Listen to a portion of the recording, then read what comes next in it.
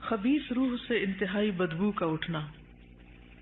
سیدنا ابو ہریرہ نبی صلی اللہ علیہ وسلم سے روایت کرتے ہیں، اور یقیناً جب کافر کی روح نکلتی ہے، حماد راوی کہتے ہیں کہ آپ صلی اللہ علیہ وسلم نے اس کی بدبو اور اس پر کی گئی لعنت کا ذکر کیا تو آسمان والے کہتے ہیں کہ خبیث روح زمین کی طرف سے آئی ہے، پھر اسے کہا جاتا ہے کہ تم اسے آخری وقت تک کے لیے سجین کی طرف لے چلو۔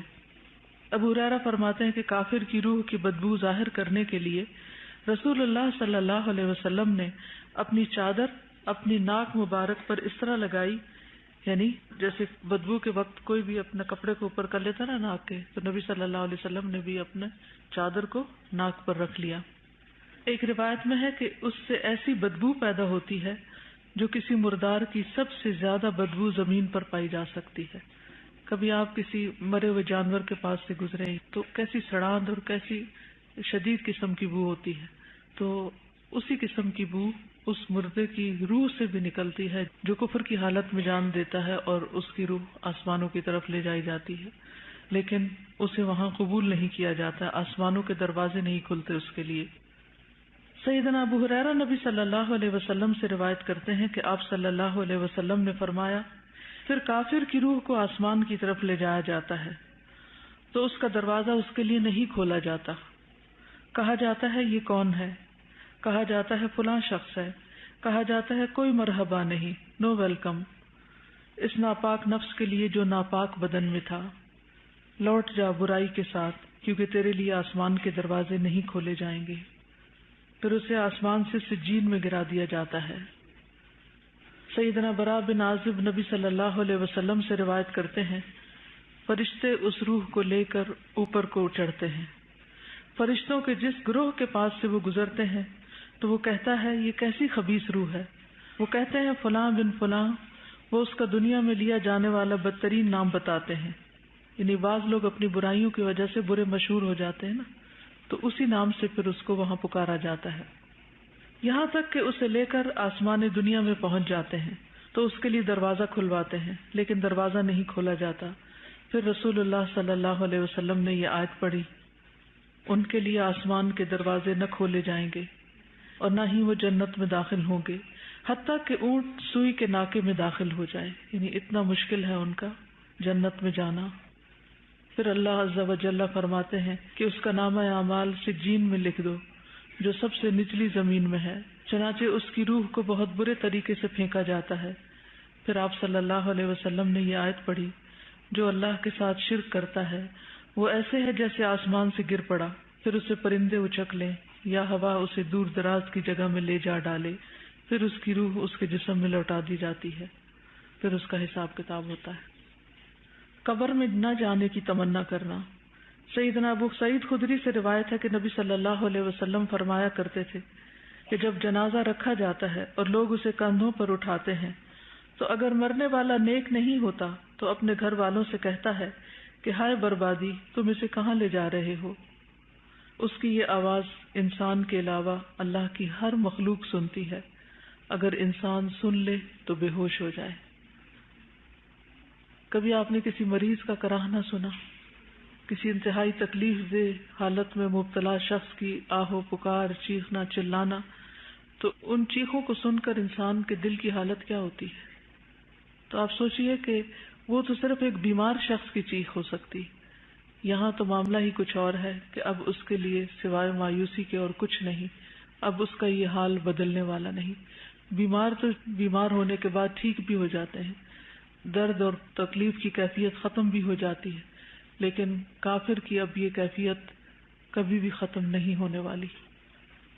قبر میں انتہائی ہیبت ناک ساتھی کا ملنا۔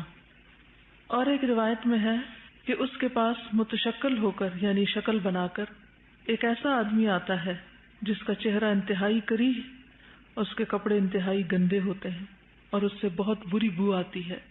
وہ کہتا ہے تو خوشخبری پا اس چیز کی جو تجھے غمگین کرے، یعنی اب تیرے لیے غم ہی غم ہے، یہ تیرا وہ دن ہے جس کا تجھ سے وعدہ کیا جاتا تھا۔ تو وہ فوت شدہ آدمی کہتا ہے تجھے بھی اللہ بری خبر سے بشارت دے، تو کون ہے؟ تیرا چہرہ انتہائی کبیح چہرہ ہے جو شر لایا ہے۔ وہ کہتا ہے میں تیرا خبیث عمل ہوں۔ برے کام ہوں. اللہ کی قسم جو کچھ میں جانتا ہوں وہ یہ ہے کہ تو اللہ کی اطاعت سے بہت ہی پیچھے اور سست تھا.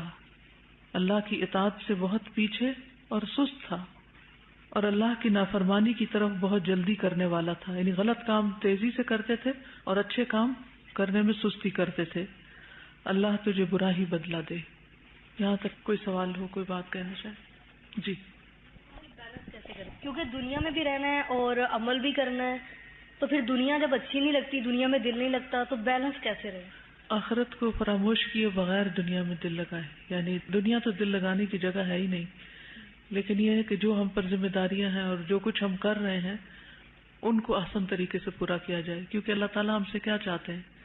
خلق الموت والحیات لیبلوکم ایکم احسن عملا. تو ہمیں ہر کام کو احسن طریقے سے کرنا ہے، اور احسن طریقہ اسی وقت ہو سکتا ہے جب اس میں نیت بھی اچھی اور اس کا طریقہ بھی درست ہو. تو یہ یاد رکھیے کہ جس درجے کے ہم دنیا میں دل لگائے ہوئے ہیں وہ واقعی لمحہ فکریہ ہے. اسی وجہ سے ہم آخرت کے بارے میں نہ سوچتے ہیں، اور جو اچھے کام کرتے ہیں ان کی بھی کوئی کوالٹی نہیں ہوتی. یا ہم اچھا کر کے کسی پہ احسان جتا رہے ہوتے ہیں، یا اچھا کر کے دکھاوا کر رہے ہوتے ہیں، یا اچھا کر کے اس کا فوری صلہ دنیا میں چاہتے ہیں، آخرت کے لیے کچھ بھی نہیں چھوڑتے. تو نبی صلی اللہ علیہ وسلم نے ایک مرتبہ صحابہ کو جب آخرت کے بارے میں اور قبر کے بارے میں خطبہ دیا تو صحابہ اتنا روئے کہ اپنے چہروں پہ چادریں ڈال لی اور روتے رہے. ان کی زندگیوں میں اور ہماری زندگیوں میں فرق کیوں ہے؟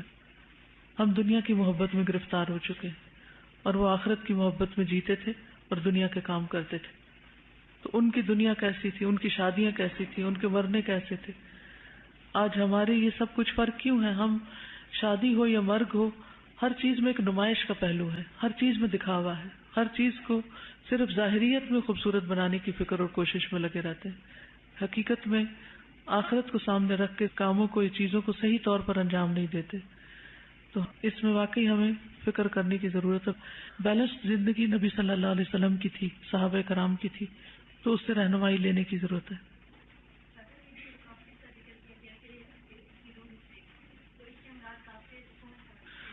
اس سے مراد کافر اعتقادی کافر ہے، اور گناہگار شخص کے بارے میں بھی یہ ہو سکتا ہے کیونکہ وہ آگے آ رہا ہے نا کہ اس کا کبھی عمل اس کے ساتھ قبر میں ہوگا. یعنی جن کے اعمال برے ہوتے ہیں، اور برے اعمال میں سب اللہ کی نافرمانیاں، چوری، شرک، جادو، لواطت، عمل قوم لوط جو ہے، یا زنا، لوگوں پر تہمت الزام لگانا، گالیاں دینا، یہ ساری چیزیں کیا ہیں؟ یہ ساری چیزیں جو لوگ کرتے رہتے ہیں دن رات، آپ کا کیا خیال ہے کہ یہ اس کے سراہنے اور پائنتی کی طرف حفاظت کرنے کے لیے آئیں گی؟ جیسے عمل ہوں گے ویسا ہی انسان کو ساتھی ملے گا قبر میں. یعنی ہم اپنے اعمال سے جان نہیں چھڑا سکتے، وہ ہمارے ساتھ ہی ہیں. دنیا میں بھی نحوست کا باعث بنتے ہیں، اور قبر میں تو ساتھ اسی شکل میں ہوں گے جو ہم کر رہے ہیں. السلام علیکم ورحمۃ اللہ. وعلیکم السلام. استاذہ، میری اس طرح سے ہاؤس کے اندر نائٹ ڈیوٹی تھی، اور وارڈ میں ہمارے پاس ایک پیشنٹ تھا. اس کو ایسی بیماری تھی کہ اس کو نیند بھی نہیں آتی تھی اور بہت کراہتا تھا. مطلب میں ڈاکٹر تھی پر میرا دل نہیں چاہتا تھا کہ میں اس کے بیڈ پہ جاؤں. لیکن ایک دن کیا ہوا کہ نائٹ ڈیوٹی میری تھی، اور عام طور پہ یہ ہوتا تھا کہ رات کو جو ڈاکٹر ہوتا ہے وہ اپنے وہاں پر ہی رہے گا، وہ جائے گا نہیں. آن کال جو سینئرز ہوتے ہیں ان کو ہم بلا سکتے ہیں. وہ شخص کرسچن تھا، اور اس رات کو اس کی حالت اتنی خراب تھی کہ مطلب وہ جو آوازیں نکال رہا تھا نا، میں اپنے کمرے میں چلی گئی، کیونکہ ہم کچھ بھی نہیں کر سک رہے تھے. صرف ایک ویلیم کا ٹیکا ہوتا ہے وہ اس کو لگا دیتے تھے، وہ تھوڑا سا نیند میں جاتا تھا، پھر تھوڑی دیر کے بعد وہ نکل آتا تھا. لیٹری استاذہ، اس کے جو گھر والے تھے وہ اپنے مطابق اس کے لیے جو بھی دعا کر رہے تھے، جو ان کا طریقہ ہوتا ہے، وہ ایک سرکل سا بنا کے کھڑے ہو گئے. تو ساری یہ چاہ رہے تھے کہ اس کی آوازیں بند ہو جائیں. اس وقت تو یہ لگ رہا تھا نا کہ دنیا میں یہ چیخنا اور کراہنا بند کر دے گا تو بس ہماری تو مشکل آسان ہو جائے گی. لیکن حدیث سے یہ پتہ چل رہا ہے کہ وہ شخص جو دنیا میں کافر جائے گا، اس کا کراہنا صرف انسان نہیں سن رہا ہوتا. یعنی میں وہ کمپیریزن کر رہی ہوں کہ وہ اس وقت کا کراہنا نہیں سنا جا رہا تھا، حالانکہ وہ زندہ تھا، ابھی وہ دنیا سے نہیں گیا تھا.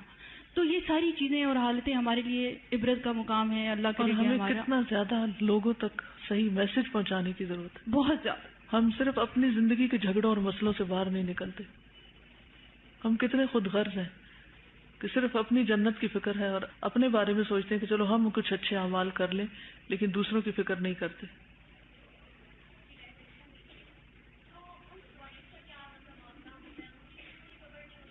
ہر ایک کی قبر وہی ہے جہاں وہ ہے، جہاں بھی وہ موت کے بعد ہے، چاہے وہ کسی جانور کے پیٹ میں ہے یا کسی ہوا میں اس کے پرخچے اڑ گئے ہیں، یا ہمیں کچھ اور نظر آتی ہیں، یا قبر سے مراد ہم صرف وہ ایک گڑھا ہی لیتے ہیں، وہ تو ہے ہی، لیکن مرنے کے بعد انسان کا وہ برزخ کا دور شروع ہو جاتا ہے، اس کی لاش جہاں بھی ہو۔